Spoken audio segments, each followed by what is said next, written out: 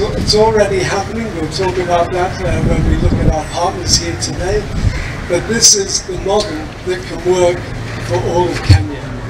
We're focusing on Coast Province, but the rest of Kenya is still waiting. So that's the plastic waste value chain. It creates income streams, it creates livelihoods, and it also, importantly for our waste collectors, it gives them a status.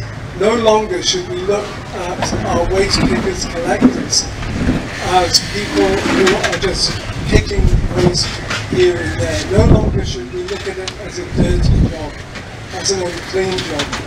Our waste providers, all of these people here today who are collecting plastic, they are providing an environmental service to us all. That is a valuable service. This collaboration shows the goodwill of the department towards embracing a multi-sectoral approach to this very important issue. Your choice of Kilifi and specifically Malindi, very strategic because this facility will play a crucial role in the recycling process by maximizing community recycling efforts, even in areas that see low participation in recycling programs. In the same breath, I would like to encourage other stakeholders to take a keen interest in sustainable interventions and solutions to managing waste. Plastic waste has been and is still a major challenge and concern in Kilifi. There is no doubt it has impacted negatively on marine life, especially marine mammals.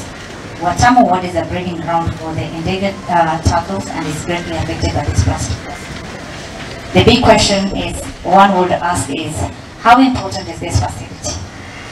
Ladies and gentlemen, this facility will maximize the quantity of recyclable processed while producing material that will generate revenue for us. By doing this, we will conserve our natural resources and reduce the destruction of our natural environment by plastic waste. Furthermore, we can secure the future of our children by keeping toxic contamination out of our soil and water. By opening this facility today, the dreams of over 1,000 young people and women in Kilifi are set to come true because of the many job opportunities that are and will be created, such as beach cleaners, waste collectors and recyclers.